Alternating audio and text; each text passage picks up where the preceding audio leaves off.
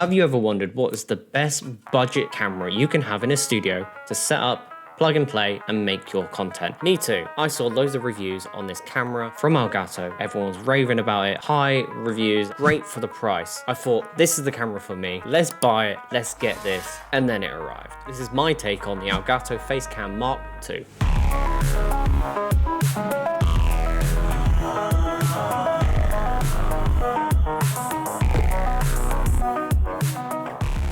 The Elgato Facecam MK2. This camera's been out for quite a while now, 8 to 9 months. I saw loads of reviews online about this camera being very good for its price, the quality, and what it could do. So I thought, let's get this camera set up in my studio, and it could be my go-to camera here. Honestly, I think it's overhyped. This isn't a full review. If you want to see that, check out other videos. There's so many online now. But this is my take and opinion on why this camera might not be for you. Let's just jump into the footage. And before you ask, this footage looks amazing. Why are you complaining? This is not that footage. This is my iPhone plugged in to capture this because I don't have that camera anymore. Let's jump into the footage and see what it actually looks like. Here, side by side, you can see the quality of the iPhone through the same software as the Elgato Facecam MK2. This quality looks amazing. Less noise, the colors are more vibrant. You can see me better, it's more in focus.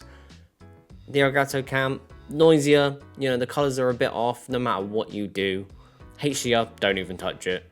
And also, it's got a fixed focus point. So, you know, you get too close, it's out of focus. Too far away, it's out of focus. Which isn't a bad thing, so you don't have to play around with it. Thing is, this camera is really good for its price. Right now, if recording on Amazon, you can get it for £142. I bought this around 120. See, as you can see here from this footage, it's a great looking camera if you don't get too close to it. The footage itself comes out as 1080, 60 frames per second. Pretty good for a cheap webcam if you can just use it for live streaming or making gaming content mainly. I wouldn't use this as a mainstream main face talking camera because the quality I wouldn't say is there. But like any other Elgato camera, you can use their software, which is amazing. Their camera hub, you get all the settings on the left-hand side, as you can see here. Pretty good. You can adjust everything you need to make it look how you want. Honestly, this is as best as I could get it, but the only thing you notice about this footage is the grain.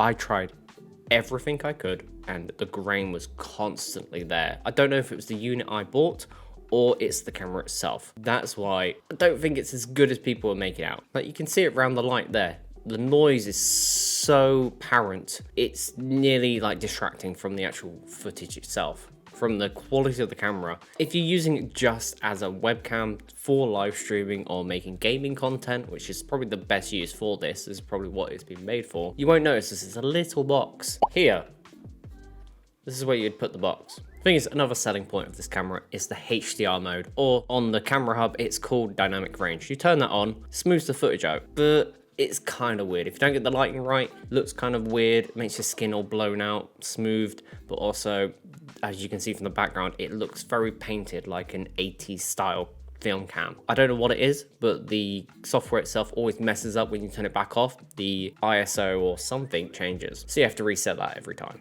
One of the features I loved about this camera is the fact that you could hold up an item close to the lens and it would kind of look like it had product showcase. You could see by this footage, the phone itself looks like it's being shown off. So if you wanted to use this camera as a product showcase camera, you could do to a certain extent. But there you go. That's the quality of the camera. You can see it. It's not bad, but it's not as good as people are making it out. Here's the thing. When they get the camera, plug it in, it's plug and play. Very simple.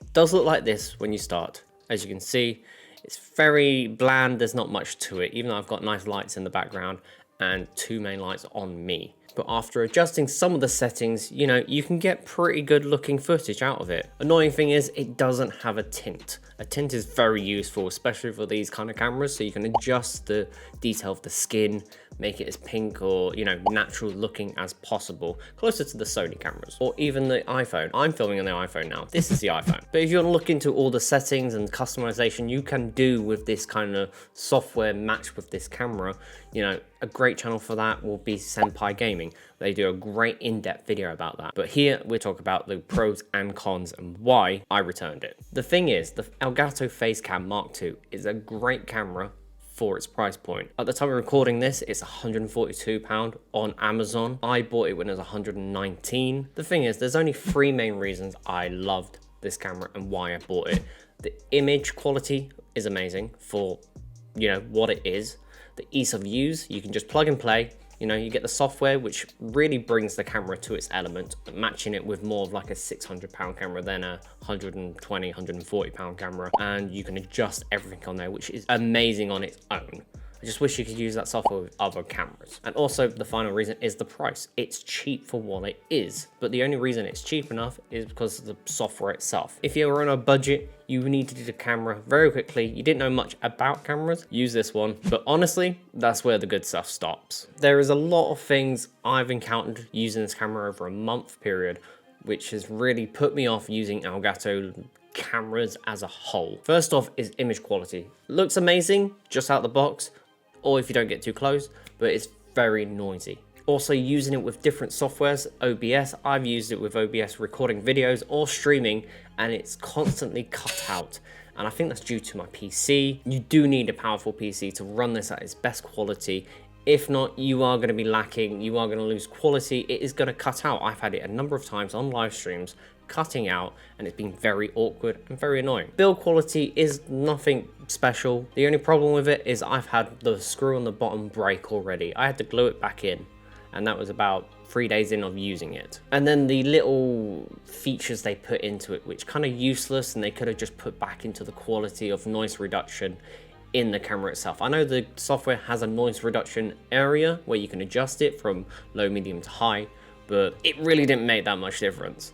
Putting HDR in a little camera like this didn't really seem like a good idea. It's alright if you can get it just right, but any movement out of that little small range, it's kind of useless. Hinders the quality more than anything. Honestly, after all these factors, I returned it. I did not want it. I couldn't use it anymore. Gone. But as you can see right now, I'm still recording a video. This is on my iPhone. I'm still using the camera hub in the Elgato software. I'm using the app you can get on your phone. You can get the free version that does 720, or you can buy the full version that does full HD. Personally, I think this looks so much better, and it's essentially cheaper because everyone has a phone with them. Doesn't matter what phone it is. You can use the software, you can get it on Android, you can get it on iPhone. This personally is an iPhone 15 Pro Max. I won't be using this as my main cam. I bought a new camera. This. And if you want to know about this, that'll be in the next video. If you enjoyed this, let me know in the comments, subscribe if you haven't, and check out this video. Little gaming video, which I used to do a long time ago. Made another one.